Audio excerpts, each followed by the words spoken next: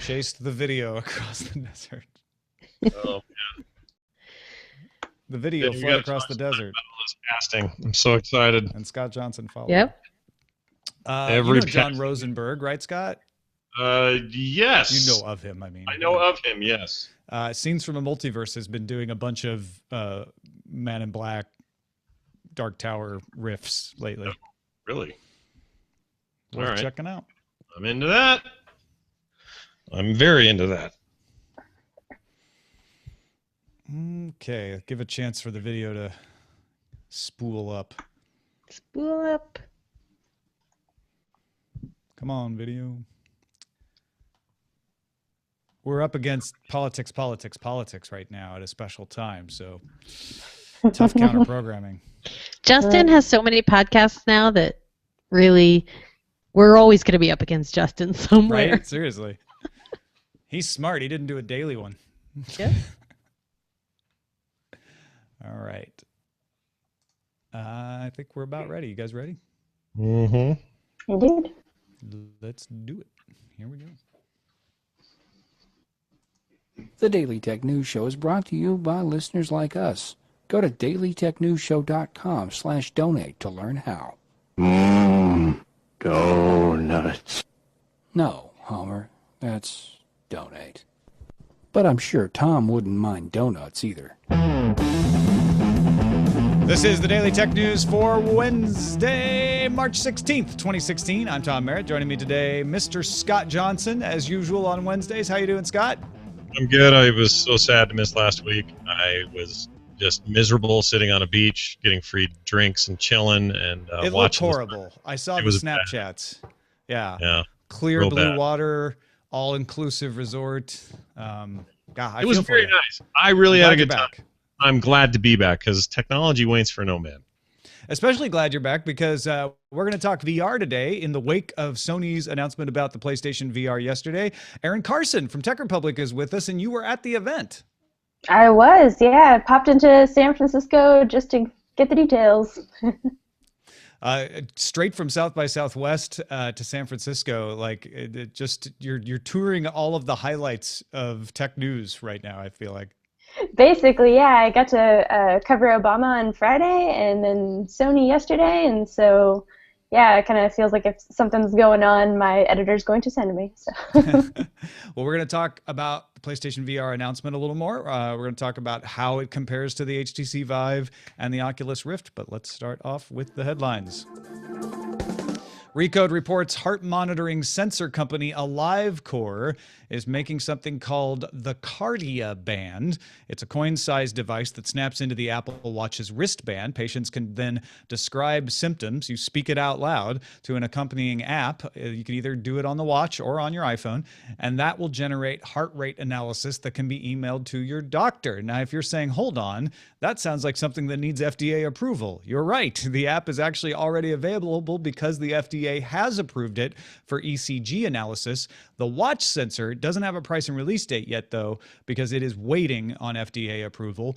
But CEO Vic Gundotra feels confident that they will get that FDA approval. And if that name sounds familiar, he was the Google Plus guy. He is now the CEO as of last November. Two things come to mind here. One, this feels like something Apple would want to integrate into the phone or into the watch itself once they get FCC approval, assuming they want that sort of thing. And secondly, it seems like what we're finally waiting for with smartwatches, some actual, I wouldn't call it a killer app, hopefully not a killer app, but you know, anti-killer app. Exactly, but an app that's going to take things a little bit further than I'm just getting notifications or texts here. So I think this looks great. And that's been one of the concerns for people is whether we will get wearables that will get approval to be used in medical situations. So this could be a trailblazer in that respect too. Sure could. Instagram announced today it will order users' timelines. This is, quote, based on the likelihood you'll be interested in the content, your relationship with the person posting, and the timelessness of the post. Instagram says it will take time to get it right and listen to feedback as the changes roll out in the coming months. Seems like every social network that I know of is basically going the Facebook route, which is, let's figure out ways to do. Is that the sound of the internet backlash beginning or not? I can't tell. I mean, the idea is if this is done right, people don't notice and they just realize, oh, I'm actually seeing more posts than I used to because I don't have to scroll so far down for the stuff I like.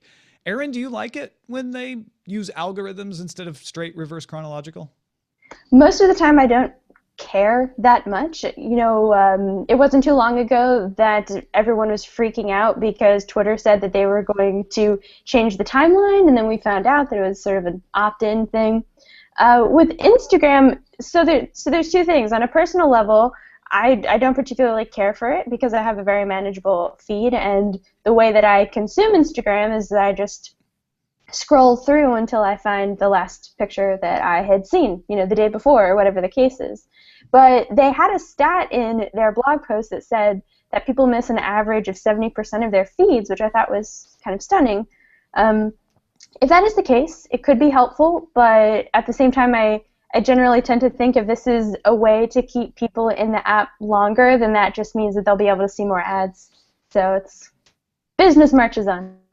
I always wonder, Tom, why don't these different social networks, and we know Facebook owns Instagram, so there's maybe some of that going on here, but why don't these guys just give us an option at the top that just says sort by the feed, however you want to call that, and then the other one is just sort by most recent post by people you follow only or whatever, and then you've got both, and make it easy to switch between the two so you don't get stuck on one and never feel like doing whatever click work it takes to do the other. And like you say, some do that, but I think it conflicts sometimes with the and Facebook has found that as much as people complain about it, having that algorithmically determined timeline leads to longer engagement. People spend more time in Facebook. Probably in my case, I'm like you, Erin. I know when to stop looking when I see the picture I saw before. So this is going to confuse me, I think. Yeah, absolutely. It's one of the last remaining apps or networks in a way that chronology is so kind of a part of how you consume it, instead of like Twitter. Yeah. Let's recap for those who missed it yesterday. Sony announced the PlayStation VR headset will arrive in October for $399. That is just the headset, does not come with the PlayStation camera. That sells for up to $60 separately. Also, it will work with your DualShock controllers, but if you want to use the Move controllers, which are better in certain situations, you'll have to buy those separately as well. A Move controller costs up to $50, depending on where you get it. The PlayStation VR headset launches with at least 5 games and promises 50 by December.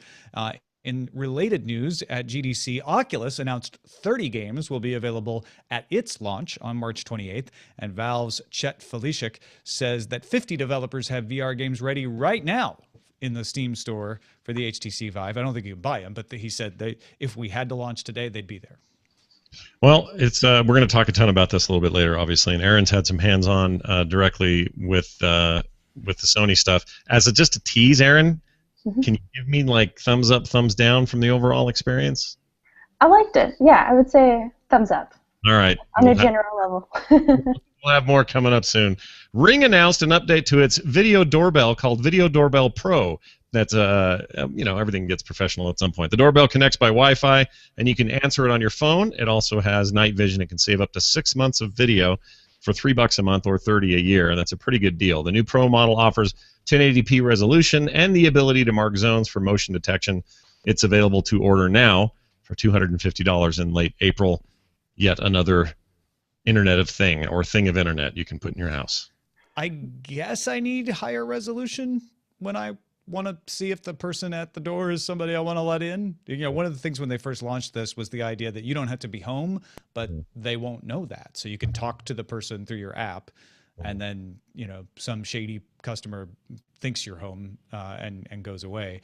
The marking the zone for motion detection is interesting. Probably makes for more accuracy. Do you think the motion or the bump up in resolution here is just the nature of anything with a screen eventually becomes we get to a point where we don't care anymore about resolution, and this is kind of that point where that's certainly good enough, maybe even overkill, but the hardware can handle it, the streaming can handle it, like we can deal with it, so why not instead of going with a 640p or something? Yeah, I'd have to use it. Maybe there's people out there saying, no, that 720p is okay, but you really can't see everything, and 1080p would be awesome. It's possible. You can zoom and enhance more if you have more resolution. Thank goodness. CSI. Twitter has updated its universal app for Windows 10 to support phones now. It already had a universal app that worked on desktops, laptops, and tablets. Some phones have shipped with Windows 10 already, so those phones will be able to take advantage of it right now. And Microsoft plans to roll out Windows 10 to other phone devices sometime this month. A lot of the internal leaks have said March 17th, so it might be as early as tomorrow. It includes the dark theme, which was popular in Twitter for Windows Phone previously on Windows 8. So yeah, good news for Windows 10 on a phone in light of yesterday's ripping out of the Here app, which Microsoft says, hey, we're gonna improve the Microsoft Maps app too. So there you go. Well, I have good news also for fans of the News app that comes with Apple devices now. The Apple News app they announced just a few conferences ago, I forget which one, is now open to all publishers. That means bloggers and everybody else in between. Now, I kind of thought it already was because I was pulling in a few feeds from sites that I already get. I searched for them and added them to the list that I get generated. So I guess you could have already done this, but this is them submitting to Apple so that Apple has it there to then curate and then send out however they want. I'm a big fan of it, though, and I think it works out pretty well. The News app was previously limited to high-profile media outlets. That included CNN, New York Times, Wired, Condé Nast. Once approved, publishers can use the Apple News format to submit their RSS feeds to News Publisher to post content. Publishers will also get analytic tools to monitor traffic and iAd to insert ads into those pages. I think that's great. I'm all for that growing. I use it every day. Every morning I use it. I didn't think I was going to. I wondered who that was. Yeah, there's like one guy. It's me. I guess all it is doing, I mean, it's doing for me what Flipboard did for me. So if I'm being honest, it's really not that different than what Flipboard did for me. I think what I like about it, though, is it's kind of no nonsense.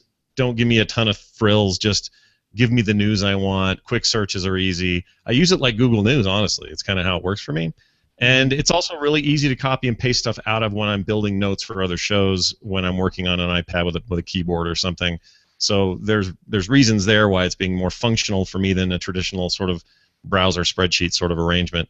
But yeah, on the whole, I think it's good. And to hear that they're still supporting it is good, because I realize it hasn't taken on a bunch of traction, or at least that I can tell. They have numbers, so maybe it has, but I like it. So more power to that thing growing, I suppose. And I think that's probably the reason I haven't started using it much, is I never used Flipboard that much either. I'm more of someone who goes and seeks stuff rather than wanting to kind of soak in it, and have it drift over you, which is how I feel Flipboard and news and even Twitter, to the extent you use it as news, does it.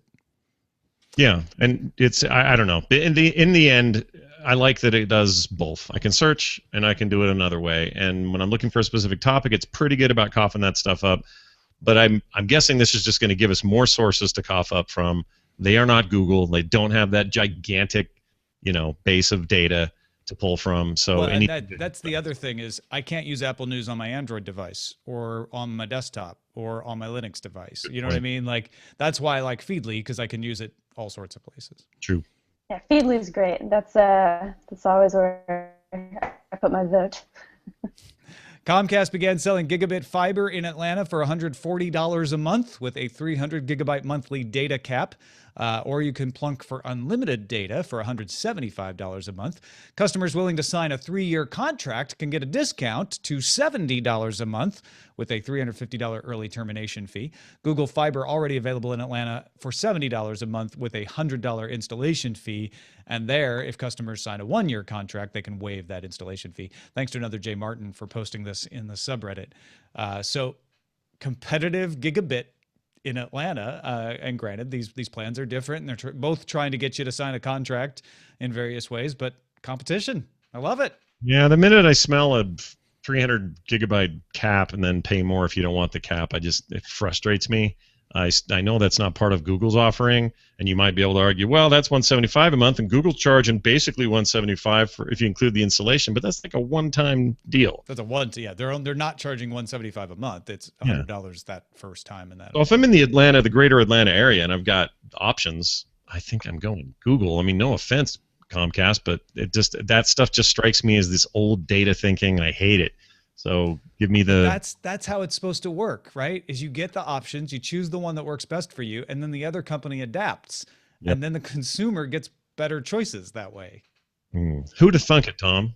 Yeah. You know, it's really interesting. In Louisville right now, Google Fiber is trying to come to the city, but AT&T has actually sued the city of Louisville because the city said that Google Fiber could use their utility poles, and so it has the potential to completely derail us possibly getting fiber. So I think that's a kind of interesting little snapshot anti-competitive thing. Yeah, exactly, anti-competitive. So well, because it has to do with AT&T saying, no, we are the only ones who have the right to move the wires around on the poles. And so they just want to, and that makes it much slower and higher and more expensive for Google Fiber to roll out. Engadget reports the U.S. Attorney's Office of the Central District of California has charged 36-year-old Ryan Collins with computer hacking felony for unauthorized access of 50 iCloud and 72 Gmail accounts. That's a lot of accounts. Collins agreed to plead guilty to one count of unauthorized access to a protected computer. Collins admits to a phishing scheme to obtain access to celebrity accounts between November 2012 and September 2014. I think for those not in the know, this includes that whole big mess that was going on for a while, and Reddit's involvement in that, and kind of an ugly deal. And it all came. There's no evidence that Collins leaked the photos that were found, so they're not charging him with that. We're not saying he did or he didn't, but there's no evidence about that. And Apple has said there was not an iCloud vulnerability, and Collins is agreeing. He's like, no, I was just able to convince people like Jennifer Lawrence or their assistants to give me the credentials to get into the accounts. Wow, that just seems crazy to me. There was so much of that. But did we learn anything, do you think? Did anybody figure anything out from this other than it was a big embarrassment for everyone? Or did we walk away going, yes, two-factor authentication? And hopefully. The celebrities are just like our grandmothers. Yeah, that's what I learned anyway. It's like, oh yeah, they have issues following good secure practices like anybody else. Yeah. The Guardian reports the International Corporation for Assigned Names and Numbers has agreed to a plan to end U.S. Department of Commerce oversight at a meeting in Marrakesh. This actually was agreed on March 10th. The Guardian just now kind of noticing they kept this very much under the radar. The new model will employ something called multi-stakeholderism. That's a quote. In other words, it will transition the IANA, the assigned names part of ICANN, away from the Department of Commerce. They will enhance ICANN accountability with the multi-stakeholder model, and the plan will be reviewed by the U.S. NTIA. That's the sub agency of the Department of Commerce that oversees IANA, and that has to be approved by September, which is when ICANN's current contract runs out. Thanks to Kylde for posting this in the subreddit. A lot of acronym salad there, but essentially the organization in charge of domain names and IP addresses, assignments, and all of that has been under the essential oversight of the U.S. Department of Commerce since its creation in the 90s, and a lot of countries don't like that. So it's been a very tricky negotiation to figure out how to separate it from the U.S. Department of Commerce without handing it over to some other country to have too much influence. I don't have an enormous amount to say on the issue other than multi-stakeholderism is a silly, silly fake word. That's all. I'm a believer in multi-stakeholderism. I think they made it up. Let's see. Uber is testing its new family profiles pay option. Been hearing about this a little bit. Now it's going to be officially being tried out. This allows one person to pay for the rides of up to 10 other people in Atlanta, Dallas, and Phoenix. This is where they're going to start. You send invites to everybody you want to be on your plan. Once accepted, all Uber rides under that plan get billed to the organizer. It's basically, I don't know, kind of a family plan like we do with phones or anything else. Now we're just trying it out with Uber. I think that's actually probably a good thing. I'm trying to think who would do it, though. Let's say you're a household. You've got a bunch of, I don't know, you're in this city, you got teenagers who aren't necessarily driving because it's all public transit or something. You want to start having them doing Ubers. It kind of makes sense that instead of car payment, you're paying for Uber rides, I guess. I don't know. But, I guess they'll find out from this test how many people really want it. Another one is small businesses where, and I'm thinking of when I was shooting video for Connected Tech up in Seattle, they would often send out production assistants in Ubers to go get something, or even send us in an Uber back from a shoot location because they were still breaking down and they needed us to get to another location faster. And it was always like, well, hold on, let me order it and then you get in. And if they did this, we could have just ordered it ourselves and it still would have been charged to the same person under one account. So it doesn't even have to be family. It can be all kinds of things. Yeah, actually, I hadn't considered the business angle. That actually makes the most sense in this. And, those seem like good cities to try it out in. And two other notable stories in response to Microsoft's new cross-platform multiplayer offering. Sony said, "We would be happy to have the conversation with any publishers or developers who are interested in cross-platform play." Not naming Microsoft, but they did point out that Sony PS4 does already do some cross-platform multiplayer with PC games. And marketing company Digitas LBI has attached tiny backpacks to 10 pigeons in London that can tweet about air quality at your request. Well, then so good. You just tweet it. I know, it's amazing. Tiny backpacks on pigeons. And then you tweet like, what's the air quality in King's Cross? And then they will tweet back, oh, it's this parts per million of this, that, and the other thing. Yeah, that's weird. I love that. I love the other story's great. The fact that we're moving toward multi-platform gaming is great. I know you've talked about DTNS all week, and it's a good thing for games. It's a good thing for Microsoft and Sony and PCs.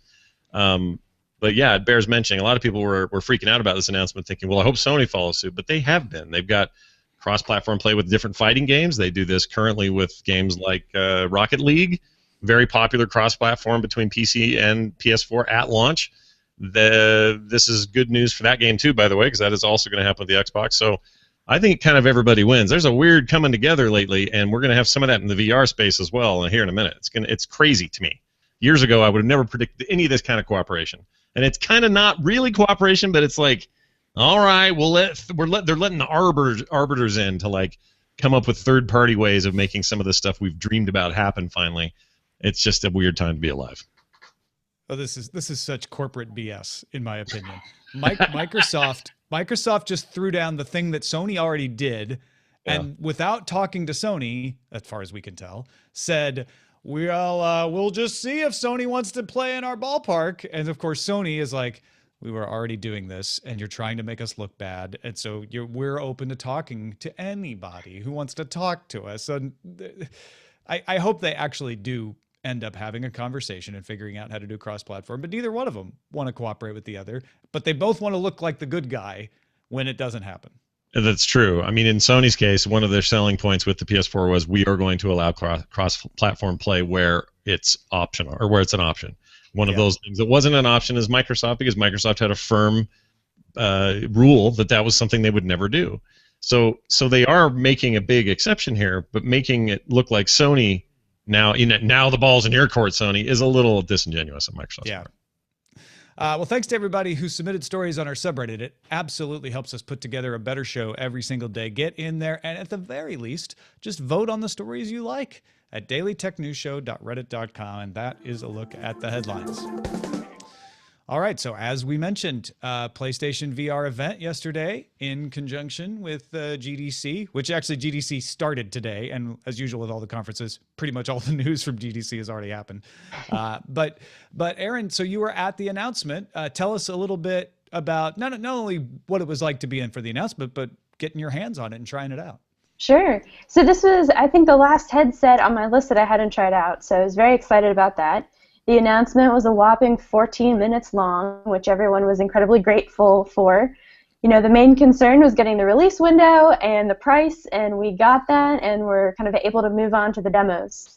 So the way that in my head I've classified PSVR is that this is the low end of high-end VR.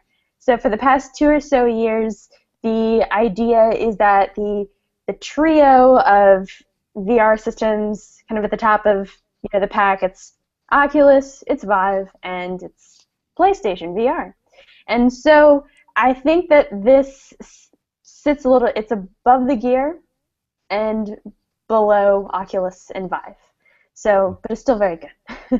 So that's interesting. I hadn't really considered it this way, but that you're right in that it's not. A lot of people want to say, oh, $399, finally it's affordable, or others are saying, oh, that's not going to be as good as this Oculus I pre-ordered. There's a lot of back and forth going on with potential customers for this thing. But you're right. Like if there is a higher level, let's compare it to cars maybe.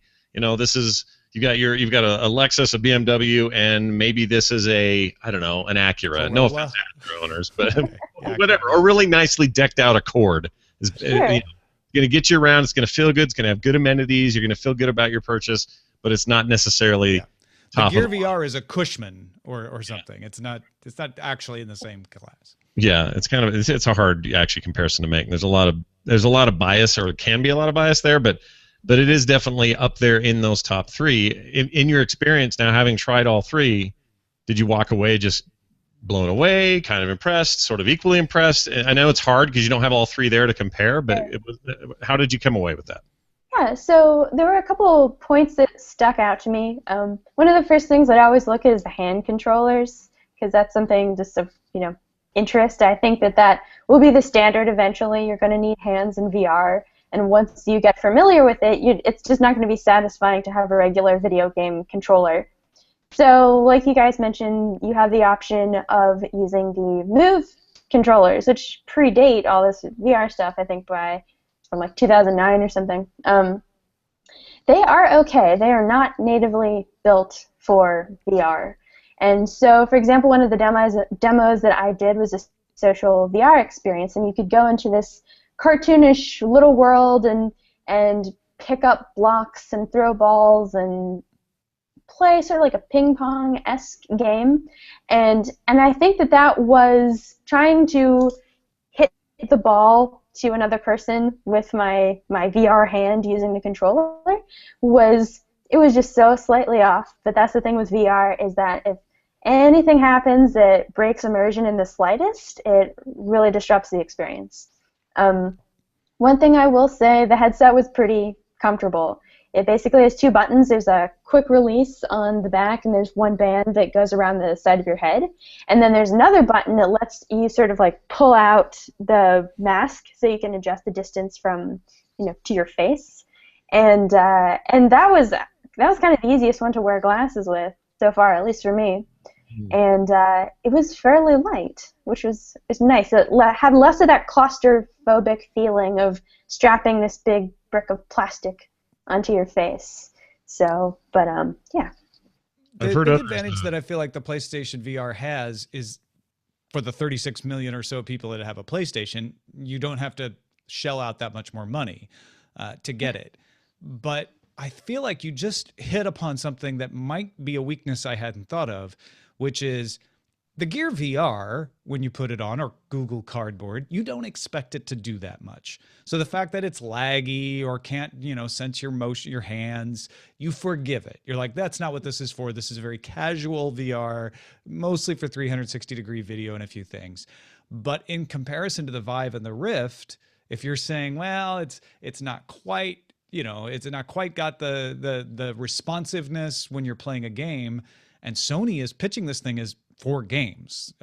Because it's on the PlayStation 4, they're not saying, well, you're going to use it in the enterprise, for material design on engineering projects. They're talking about games. It might be too far in the middle where it's not quite good enough to play games the best, but also not able to do all the other things well.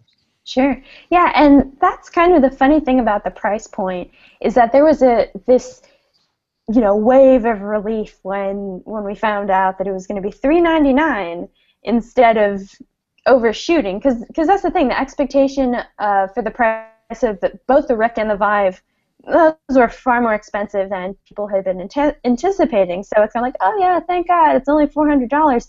Only $400. That's still expensive, for a lot of people. Especially if you don't already have a PlayStation 4. It's about the same price, more or less, if you're actually going to go out and buy a brand new PlayStation. You still have to buy the camera to handle the tracking, and if you want those controllers, like you mentioned, you're going to have to buy those as well. So this is not an easy investment. You're still flirting with almost $1,000 here. So you're gonna pay less than you will from those other top end ones if you don't have the PCs to go with it. But it's if this is your entry point, it's still kind of a steep entry point, isn't it? Yeah, it is. So I think that for them, the real kind of sweet spot that they have to capture is this good enough and is it cheap enough? And if it is, they'll do really well. But if people get the sense that maybe it's not quite good enough, and all of a sudden it becomes more expensive as far as perception goes, then maybe it might be otherwise, if that makes sense. Yeah. Yeah, and I think the pricing of the bundles is going to be an important part of that. Absolutely. I heard from somebody on the floor, Jeff Kanata, I think, who was on the floor yesterday, was saying, he was talking about comfort level, and he rated them most comfortable on your head, lightest, the one that felt like it was barely there. PlayStation VR was #1 in that category, and then the Oculus, and then he says a very distant third, the Vive. Is that kind of what you came away with in terms of, comfort? Because this is going to matter. It's not the most important part of the technology, but it's going to matter for when you want to sit there for a long time and do stuff and not have your neck ache or your head hurt or whatever. Sure, yeah, well, that's the funny thing with all these headsets is you put them on and you just feel like you have this thing just pulling on your face. So anything you can do to lessen that is wonderful. So yeah, I think that I would just about agree with that ranking. So with the Rift, for example, the way that they explained it is that you can basically put it on like a baseball cap. I think that's true for the most part. I don't remember there being a huge gap in terms of comfort between the Oculus and the Vive. I would say that maybe Oculus is a little bit better than Vive, but the PlayStation was definitely the most comfortable headset so far. And then before we wrap up, just comparing the three, again, the base packages, not bundled in with anything else, not having to buy a PC or a PS4. You've got the PSVR at $399, but nothing else but the headset included. You've got the Oculus Rift at $600, but it does include at least one Xbox controller that you can use with your PC. And then you've got the HTC Vive that's $800. That includes your controllers and the sensors that you need to do the motion sensing and everything. It's kind of hard to compare these. I'm even discounting the bundled in games because they'll all have bundled in games. It's hard to compare these because it really does depend on what you have already and what you want to use it for, what kinds of games you want to play. Do you have a sense yet, and maybe it's way too early, like what headsets are for which kind of gamer? Starting to a little bit, but it's difficult because I think that what happened is that for almost 2 years we had precious few details, and so we lived with this very general perception that was the top three. And then so you're starting to get the sense, well, if you want a full room experience and you want to move around and you want haptic feedback and you want this kind of the most maybe immersive experience possible, and you have a really stellar PC that can keep up, maybe Vive is where you go. The Rift doesn't have the lighthouse sensors like the Vive does. It's more of a seated experience. The controllers are still very good. So I think maybe a determining factor in there is if you want to move around or not. And then PlayStation is just not quite either. You do stand up, but you can't quite move around. You don't have with the Vive you have this thing called a chaperone. It's almost like grid-like walls that lets you stay within a certain space, and that's where the sensors can read you. So it's in terms of motion, it's like a little bit in between. But I guess it just kind of depends because for example, they've got one of the coolest things that they talked about yesterday was a partnership with EA Games and Lucasfilm to get an exclusive on Star Wars Battlefront for PSVR. It's kind of awesome. Yeah, which is really that's a super interesting thing that came out of that, and I don't even know what that looks like yet because as we know, first-person shooters are tricky in VR, and I don't know what they're going to do to handle those tricks. But all of that aside, it just feels like to me, PlayStation, if you want to get to the games the quickest and you want to do it with the least amount of pain, if you already own a PS4 in terms of your wallet, then that's the way to go. Who they're targeting with the other two high-end models feel like it's more than even just gamers. Yes, it's all about gamers, but there's experimentation that'll be happening there. There'll be indie efforts that aren't going to happen anywhere else. There's going to be weird little things you can find that you're not going to find on a PlayStation VR that only they're going to showcase. I feel like it's the same kind of question as to whether you get a console or a PC in a funny way. It's just applied to VR. Do you want to just get in and play and have fun and not have to worry about the hardware very much and worry about compatibility and all these issues, probably go to the PlayStation. If you want to have a little bit riskier but a lot perhaps more varied experiences, looks like the PC end is going to be the way to go. And so this hasn't done much to change that divide in my mind. And I don't mean that even as a negative. I think it plays to the strengths of the platforms. Yeah, absolutely. I mean, there's a guy in my office back in Louisville who's, currently building his own PC just so he can have something that's up to par with the Rift, but kind of, speaks to his interests and his personality and his skill level and whatnot, that he could just buy one of the, computers that they're selling that's out of the box going to work, the, Asus or Dell or Alienware. But that's the sort of gamer that he is, that he just wants to build a computer himself that's going to work. So, yeah. There you go. All right, folks, read up more. Erin has a couple of articles on the PSVR, and, of course, she's been following the VR beat at techrepublic.com. Check that out. Let's get to our pick of the day. Two writes, hey, Tom, this is my pick of the day for Android users. An app called Voice Aloud Reader, has an @ symbol, @Voice Aloud Reader, that reads articles to me during the commute or when I just don't feel like reading. When you find an article, you share it to the app. You can either have it read immediately or added to a list that you can queue up and have several read back to you later. While reading, you can pause, rewind, etc., like most audio player apps. So here's another way, Scott. There's Apple News, there's Feedly. Or you can do it this way and just have it read to you while you're driving around. You know what, one day somebody's going to figure out a way to make the voice modulation in these kinds of apps, maybe this one comes close to that, but making it sound like an NPR reporter or whatever, and have the same kind of emphasis and things during the paragraphs that make it sound like you're listening to a person who's almost telling you a story and not just reading text, then I'm all in on this. Right now that stuff's been kind of but this sounds like a nice step forward, so sure, why not? I'd choose the voice of Corey Flintoff. Send your picks to us, folks. Feedback at dailytechnewsshow.com. You can find more picks at dailytechnewsshow.com/picks. Matt wrote in to point out that people have too many things to care about these days. We were talking yesterday about privacy, security, how much people say they care versus the actions they take. He says, look, folks need to rely on experts to guide their opinions and fight for their rights. He says, I'm sure while Patrick may not be an expert on farming, that he cares about what chemicals end up on the food he ends up eating and is glad that there are experts that have pushed governments to make laws about such things. Matt works at a local library tech center, teaching people safe computing. Good for you, Matt. Tries to teach people the difference between a pop-up ad with a malicious message and a real antivirus warning. But he also says sometimes they just don't get it, so he'll install Firefox and uBlock Origin. He says it's not that they mind seeing ads, it's more about the fact that I can't be there every time a malicious ad makes its way onto a legitimate site.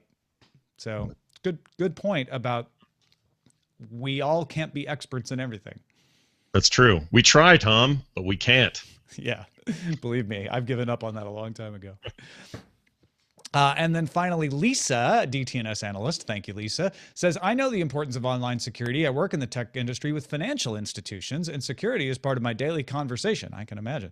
But I have a husband who just needs his technology to work. And while I love him very much, I'm pretty sure he can't even spell encryption. If I was to use all the tools available to fully protect our privacy, password managers, two-factor authentication, VPN, he wouldn't be able to go online ever. So I rely on some analog solutions, checking bank statements, monitoring credit reports. If Apple and Google can provide some easy and transparent solutions to assist me, then I would be very grateful. Well, and I think that's the way this stuff goes. It always has gone that way. Think of the things that we do now that used to be huge pains in the rear end. I remember days when setting up an email account and receiving email was no small task and required all sorts of weirdness, and you don't have that anymore. It's just as simple as boom, bam, and you're done. So any of this stuff where VR is a good example. This stuff's going to seem real raw in the beginning. Got big cables hanging off our heads, dragging it all over a room. It's going to seem like kind of a nightmare. Even the kit that comes with the PlayStation VR looks like a cable nightmare to me. But what's going to happen? Well, we'll refine it, and things will get wireless, and we'll figure out how to get latency fixed so that we can go wireless, and battery tech will get better, and this is the same. These things will just get better. History's a rising road, Tom. Not being good at something is different from not caring. Yeah. Yeah, I think, and both these emails make that same point in different ways. I think that's fair. That's a fair point. Yeah. Erin, will we survive the cable apocalypse that is coming from virtual reality? As long as we don't all trip over ourselves. Yeah, Then seriously. yes. So guard your ankles. Follow Erin's work at techrepublic.com, like I mentioned. Of course, you can follow Erin on Twitter as well, twitter.com/Erin Carson. Anything else to let folks know about? I've got one more article coming out today that's going to look at the PSVR from more of a business perspective. So what does this mean for business users? So if that's something that floats your boat, please keep an eye out for that. Twitter.com/ERIN Carson, Carson. Thanks to Scott Johnson as well, frogpants.com. What do you got going on? Oh, a million things, too many to mention, but we did just put up, we just had 1,000th episode of my morning show. 1,001 was today, and we're really proud of that. Congratulations. Thank you. The show started in 2011. We're really, really proud of it, and we put up a commemorative mug to mark the occasion, and they're going like crazy. I thought we'd sell a few. We are selling them like crazy. If you want one at all or have any interest in that and you're a TMS fan, or just learn more about it, go over to frogpants.com/store. Check out what's available there. And for everything else, follow me on Twitter. I'm always yapping about something on there, at Scott Johnson. Thanks to everybody who supports the show, dailytechnewsshow.com/support. If you haven't supported the show yet, or you're like, I'd like to support the show, but I don't know how, that's the place to go. dailytechnewsshow.com/support or patreon.com/DTNS. If you're in the Los Angeles area, we're going to have a meetup this Saturday from 3 to 5 p.m. at the Farmers Market by the Grove. A DTNS meetup in LA. Folks, come meet us. Stay tuned after the show or look in the treasure chest for the Medical Minute from Kieran. And email us. Our email address is feedback@dailytechnewsshow.com. You can give us a call, 512-59-DAILY. Catch the show live Monday through Friday, 4:30 p.m. Eastern at alphageekradio.com and diamondclub.tv. And visit our website, dailytechnewsshow.com. Back tomorrow with Justin Robert Young. Talk to you then. This show is part of the Frog Pants Network. Get more at frogpants.com. Diamond Club hopes you have enjoyed this program. Great show, you guys. Thank you so much. Yeah, that was great. Yay. Indeed. Good stuff, Erin. Erin, you're still going to come back, and we're going to do like VR show, right? We're going to do like with the headset on and everything. I'm totally into that. I forgot to ask you what the social thing was you saw. Dang it. I meant to bring that up. You said you some sort of social app or whatever, and I assume that means people in the same room doing stuff, or Yeah, it was cool. It was like you're in this cartoonish world as this little avatar who's shaped somewhere between like a South Park character and like a Smurf or something, kind of like bulbous and has like a hat, you know. Right. And you have these hands that are just sort of like that, you know. And yeah, you can play ping pong. You can pick up blocks and throw them. There's some pianos, some bongos. There's a little disco that you can kind of go into and like dance around. But I think one of my favorite things is that there were 3 of us in there at once, plus someone from Sony, and there's this mirror in World, and he's like, okay guys, we're gonna learn how to like emote in VR, and so kind of how to walk through this process of using triggers and buttons to make like a thumbs up or a thumbs down or a fist, and if you do certain things at once, you can scowl very severely or smile widely or that sort of thing. Oh, wow. So it was fun. It's trippy. You kind of have to rewire your brain to be like, I'm not smiling with my mouth. I'm basically, smiling with like my thumb. Weird. So. I'm really curious to see who does that work, because there's going to be all sorts of like, who has the best social app? Is it Facebook? They should, because they got all the social stuff. But Vive's got this great Steam thing where you're all watching each other play in a room, and like there's so many chances for that to be really cool, and hopefully some third parties come up with some rad stuff too. I feel like in the future, we will all smile with our thumbs is about to be a T-shirt that I make. Show titles? Show titles. Yeah, what do we got? So, we have, pardon me, we have the Killer Health app. You can ring my bell. Recode Suave. Ring and run. One ring to view them all. It's Comcapstick. Comcapstick, nice. Celebrities are just like our grandmothers. passed away, which is probably not true for a lot of celebrities. A weird coming together. Sony awakens Morpheus. Ha. VR at VR very reasonable price.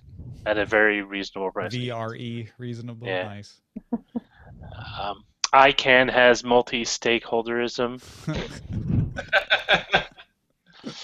Sony gets Cross, Dirty Bird striking Dirty Air, middle class VR. Middle class VR. That one's good. I like that Yeah, one. Yeah. it's deceptively simple, but it's really I like And it kind of Right. hits exactly what Erin was saying about PlayStation VR. I like it. Maybe that's what they should be promising in the elections. A PS4 and a VR headset, or Right, instead of a chicken PSVR of every every- pot. Yes, exactly. Yeah. we won't give you a real chicken, but we'll give you a virtual We'll chicken. give you a virtual chicken and a virtual pot. That will happen. I'm sure that will. Yeah. As you eat your And you can tasteless stream it on Twitch. cracker compound Right. food stuff. It was a good show. It was great. Yeah, I really enjoyed today. I knew I was Yeah, good. it's fun. I was certain of it before we even started. Oh yeah. I'm We- still I still have my I know Tom thinks I'm paranoid, but I still think it's going to lead to a generation of nearsighted people. That's just Yeah. We, a bunch of my friends and I from college always joke that we're going to be deaf, nearsighted, have like terrible stoops, and carpal tunnel. you can't spell. You And won't be guess able to what? spell. Well, Yeah. they can join me in my nearsightedness, so it'll be fun. Yeah, that's all coming true anyway. You don't need VR for that. Right, yeah. Don't Oh no, worry. but I mean that's going to just accelerate. Like people are going to have, it's going to be to the point where your VR headset will be your glasses because it'll just have like, auxiliary cameras on either side of it. So when you walk with the headset down the street, you can actually see ahead of you like your normal vision, but it would just come through to the headset. Be Yeah. awesome. I figure this will be another screen that I ban from my life after like 7 p.m. So, Probably a good idea. yeah. I'm trying to avoid giving my kid a tablet or phone, even though I give her a tablet like on a plane ride to quiet her down. But It's all moderation. Yeah. just trying to watch out for the eye. She can watch TV. I'm just nothing too close focusing. Yeah, Alright. I had this problem where I watched an episode of Walking Dead too late last night, and Oh boy. I had a dream where I was talking on the show this morning. I had a dream where I kicked a big zombie down a stairwell, and I woke up after, and I had kicked my wife halfway off the bed, Oh no. booted her right off the edge. Uh-oh. Was she trying to eat your What brains? is going on? It's like 2:30 in the morning. Terrible. So I confess, I have a similar issue. My wife complains all the time. It's like, Roger, you just want to take her to the whole bed. You in your sleep, you physically push me off the bed. Like I'm just. Well, and with I was this. about to say, no, Scott, you should have gone for the head, but now I'm glad you didn't. Yeah, really. yeah, no kidding. I've never done that before that I know of, but man, freaking out. I am buying a TMS mug as we speak. Oh, you're too nice. Special edition. Special edition mug. Yep, 1,000 says 1,000 plus it says, and it will have. Well, shoot. DTNS should do its special edition 2,713 episode number mug, I was gonna say, even though that is not the number of episodes we've done. You should just pick a random number and just celebrate that. Yeah, Yeah. Why not? I like that. I like that idea. Yeah. What's your favorite number? Yeah. 7. 1032. Big there fan you of go. 2723. So when that episode comes, we're looking forward. There you go. I'll buy that mug. I was one of the, All right. Darren Kitchen was the one who suggested DTNS episode numbering should start with the combination of the number of episodes I did at Buzz Out Loud with the number of episodes I did at Tech News Today. And I liked the symbolism of that, but I also just liked divorcing the episode number from any kind of meaning because they really, there's really something. don't. I'm with you on that. There's something I like about Yeah. that. Yeah. I am, yeah. I don't know why we do that. It's like no other medium. Well, not all other medium, but no other like Well, TV shows they that did go, it oh, for episode. syndication, right? I mean, other than just like knowing what order things Sure. come in, Yeah. it matters for being able to syndicate. But you But get like not like anymore. you just all that meant was you're going to get a Seinfeld clip show at like 200 or something. Right. No, not the Or you clip get show. Shades As a of producer, Grey from Star Trek Next Generation because they ran out of money. I'm a Mhm. big clip show fan, actually. I really like them. it's a really good way to take, and it's not just like saying like, yeah, just throw together a clip show, but like if you use past footage and content in a creative, intelligent way, it can actually add Well, to the I'm story. so thrilled that this coming December, that will be your creative opportunity. Well, and every week, I don't know if everyone knows this. If you're not always looking in the treasure chest, you might not. Rich Stroffolino, Rich from lovely Cleveland, puts together a best of the pre and post show, and it's essentially a clip show. But he's really got a great sense of like different moments that tell the story of the week. So if you're backing at that level on the Patreon, you should definitely check that out. It is what Roger's talking about, like the clip show done right. That's why we do mashups on TMS. Same reason. Yeah. It's fun. Go back and look at It's a fun, cool, respectful world. It is. Never forget. That's right. Or something.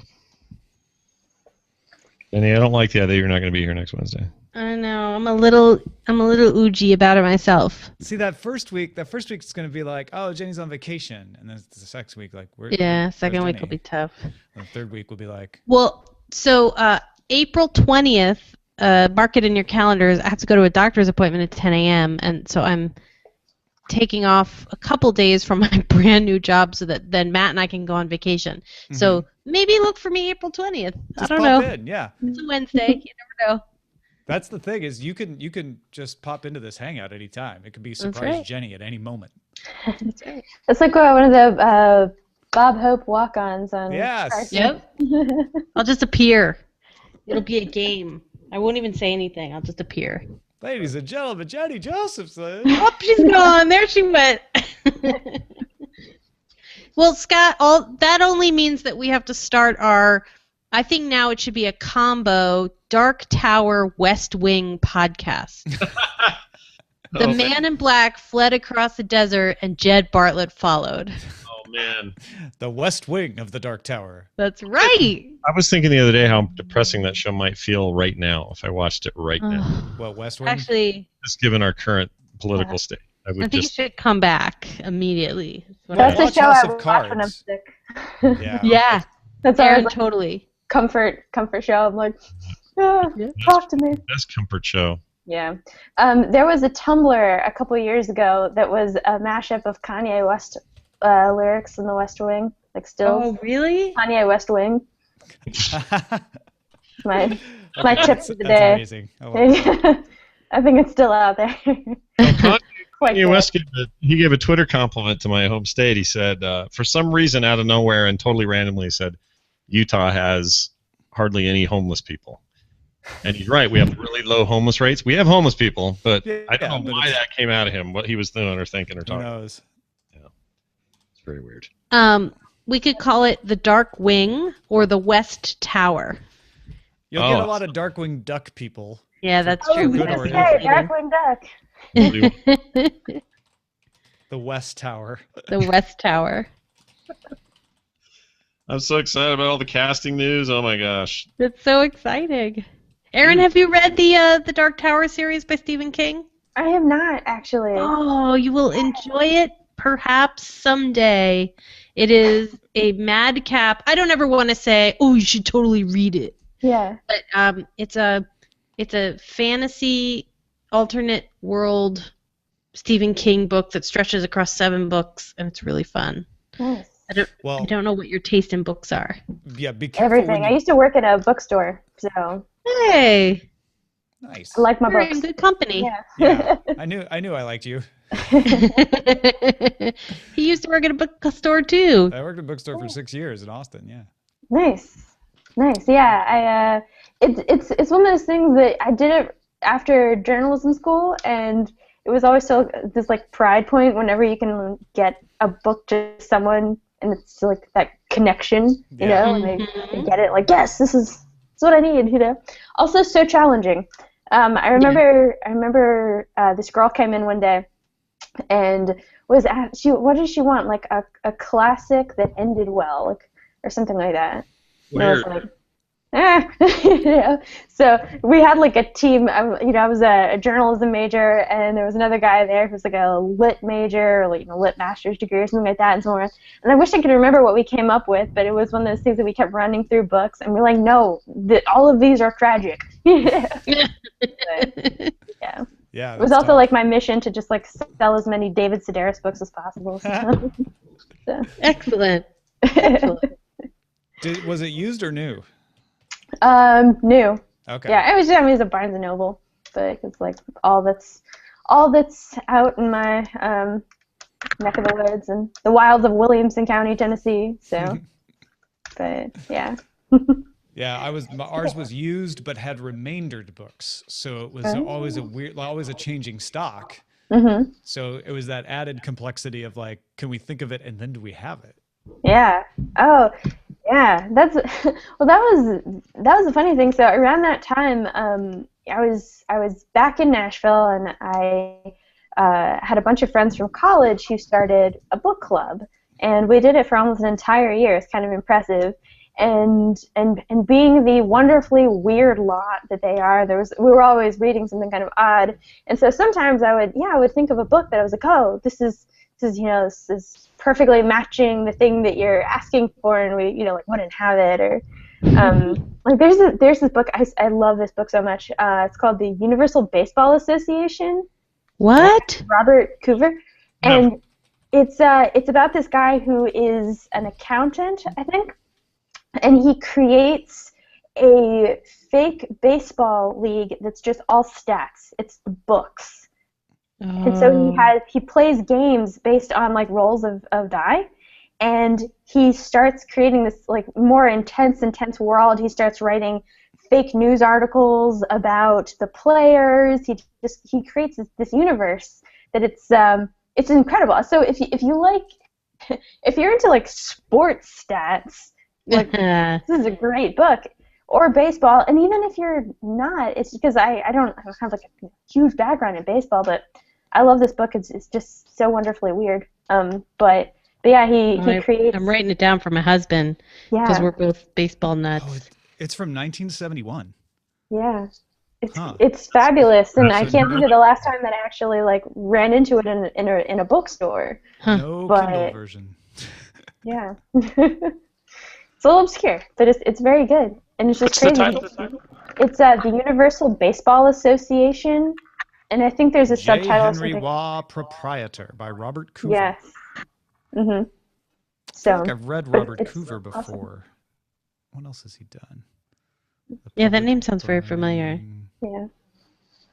But yeah, it's great because it's like his reality and the baseball leagues start blurring, and yeah, and he just has like stacks and stacks of binders that he plays out games, and there's all these teams, and he gets so emotionally invested in it, and it's just fascinating. That's like one of those. That's one of those books I always want to direct people to, but it's hard enough to find that it kind of makes it difficult. Well, that's the beauty of today's world. I'm buying it on Amazon right now. Yeah, is that nice? It's a used copy from a Goodwill in Orange County. Wow. There you go. Do you use Goodreads at all? Yeah, Sword and Laser's group is on Goodreads. So nice. Yeah, I use it all the time. Yeah. No, I adore Goodreads so much. You should join Sword and Laser's group. Yeah, I will. I will find it. But yeah, it's a wonderful. I was just talking about it with someone today at the office, and I was thinking of all the social networks or pseudo-social networks that have come around in even the past 4 years. I think that's the one that I joined and stuck with, and is maybe one of my favorites, like top 3 networks. Yeah, I joined it before we were even doing Sword and Laser. just because I loved the idea. And then Veronica and I both realized, like, this is so good, we should actually do a Sword and Laser group on it. So Yeah, that's awesome. all right, well, I am out of the post. Thanks everybody for watching. Thanks again, Erin, for joining us. That was awesome. Thank you. Absolutely. Happy to be here. And we will see you all tomorrow. Goodbye. Hey, everyone.